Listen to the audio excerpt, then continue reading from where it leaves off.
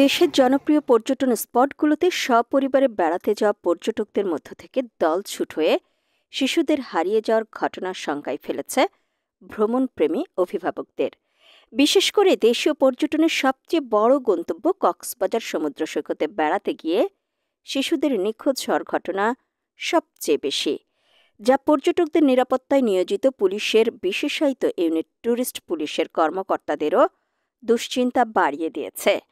তারা অভিভাবকদের সচেতনতা বাড়ানো সহ সঙ্গের শিশুদের প্রতি আরও মনোযোগী হওয়ার পরামর্শ দিচ্ছেন।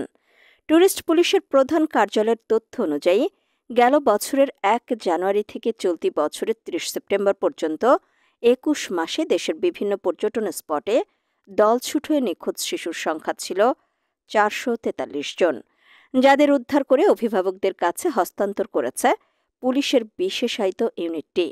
এর মধ্যে গত ৯ মাসে শুধু কক্সবাজার সৈকতে বেড়াতে গিয়ে নিখোঁজ ১৬০ শিশুকে উদ্ধার করেন তারা।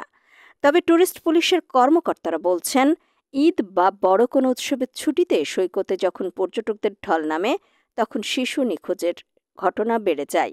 মিডিয়া সেলের তথ্য অনুযায়ী ২০২৩ সালে দেশের বিভিন্ন পর্যটন স্পট থেকে হারিয়ে যাওয়া ৩৭১ জন শিশু উদ্ধারের পাশাপাশি ২৪ জনের মরদেহ উদ্ধার করে ট্যুরিস্ট পুলিশ।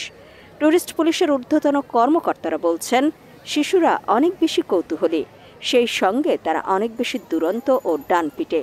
নতুন জায়গায় গেলে তারা আরও বেশি কৌতূহলী হয়ে ওঠে। সম্ভাব্য বিপদ সম্পর্কে তারা কিছুই জানে না, সেজন্যই তারা দলছুট হয়ে যায়। তবে এসব ব্যাপারে অভিভাবকদের আগে সচেতন হতে হবে। শিশুদের নিরাপত্তা সবার আগে নিশ্চিত করতে হবে।